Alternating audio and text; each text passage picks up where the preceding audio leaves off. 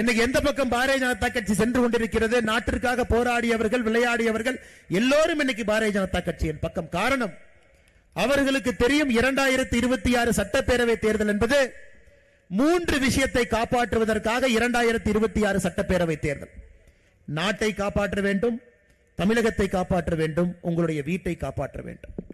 இந்த 3க்கும் ஒரே ஒரு தேர்தல் 2026 சட்டப்பேரவை தேர்தல். ஏன்னா அதனாலதான் தீய சக்தி அப்படிங்கிற வார்த்தை இங்க போட்டிருக்கிறோம். தீய சக்திகளுடைய கூடாரமாக திராவிட முன்னேற்ற கழகம் மாறி இருக்கிறது. அந்த தீய சக்திகளை வேறறுக்க வேண்டிய நேரம் வந்து விட்டது. வீட்டுக்குள்ளே பிரச்சனை ஆரம்பித்து நாடு வரைக்கும் பிரச்சனை ஆரம்பிச்சிருக்கிறாங்க. வீட்டுக்குள்ள நிம்மதி இருக்கான்னு கேட்டா நிம்மதி கிடையாது. ஒரு பள்ளிக்கூடத்திற்கு, கல்லூரிக்கு செல்லக்கூடிய குழந்தைகள், பெற்றெடுக்கக்கூடிய பெற்றோர்களுக்கு தெரியும். நல்ல குழந்தைகளை கூட திராவிட முன்னேற்ற கழகத்தினுடைய ஆட்சியில சந்தேகப்படுறோம். நம்ம குழந்தை பைக்குள்ள கஞ்சா போட்டு இருக்குமா? நம்ம குழந்தையினுடைய நண்பர்கள் யார்?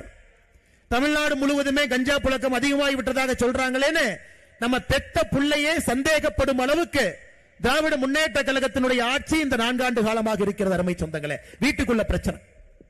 வீட்டுல பெண் குழந்தைகள் நம்ம கிட்ட இருந்தா பத்திரமாக வெளியே சென்று விட்டு பத்திரமாக வீட்டுக்கு வருவாங்களா? மனசுக்குள்ள ஒரு சின்ன பதபதைப்பு இருக்கு.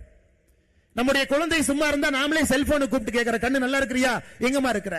அந்த பாப்பா கேட்குது, ஏன் பார்த்து அடிக்கடி போன் பண்ணிட்டு இருக்கிற, பஸ் ஸ்டாண்ட்ல தான் நின்று இருக்கிற, வீட்டுக்கு வந்துருவேன் சும்மா. அந்த அளவுக்கு நம்முடைய குழந்தைகளுடைய உயிரின் மீது நமக்கு ஒரு அச்சம் இருக்கிறது. வீட்டுக்குள்ள இருக்கக்கூடிய பிரச்சனை, தமிழ்நாட்டில் இருக்கக்கூடிய பிரச்சனை உங்களுக்கு தெரியும். எங்கே திரும்பினாலும் கூட லஞ்ச லாவண்யம், எங்கே திரும்பினாலும். இன்னைக்கு திராவிட முன்னேற்ற கழக அரசை பொறுத்தவரை லஞ்சம் வாங்குவதை பெருமையாக ஒரு அரசு கருதுகிறது. பெருமையா நினைக்கிறார்.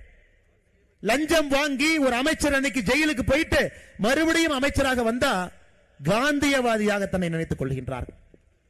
சாராய அமைச்சர் இருந்து ஜெயிலுக்கு போயிட்டு வந்தா ஒரு பட்டம் நினைச்சுக்கிறார். பொன்முடியை போன்ற அமைச்சர்கள் அளவுக்கு அதிகமாக சொத்து சேர்த்து நீதிமன்றமே இல்லை, அவர் எம்எல்ஏவாக இருப்பதற்கு தகுதி இல்லைன்னா உச்ச நீதிமன்றத்திற்கு போய் அதற்கு ஒரு இடைக்கால தடை வாங்கி கொண்டு வந்திருக்கின்றார்கள். தன்னை ஒரு காந்தியவாதிகளாக நினைச்சுக்கிறாங்க. பாருங்க, கர்ம வீரர் காமராஜரை இழந்த பொழுது நேர்மைனா ஒரு இலக்கணம் இருந்துச்சுங்க ஐயா. நேர்மைனா இலக்கணம் இருந்தது. இன்னைக்கு அநியாயம் பண்றவனுக்கு மரியாதை இந்த நாட்டில், தவறாக சொத்து சேர்ப்பவனுக்கு ஒரு மரியாதை.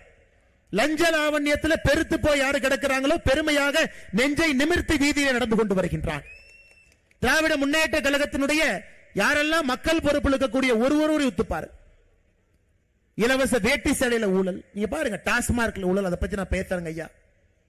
எல்லா இடத்திலும் கூட இவங்க ஊழல் கரைப்படியாத ஒரு இடம் இன்னைக்கு தமிழ்நாட்டில் இல்ல.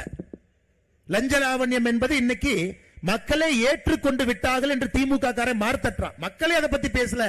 பாஜக காரனுக்கு வேற வேலை இல்லையா? நீ எதுக்கு லஞ்சத்தை பத்தி பேசிட்டு இருக்கேன்?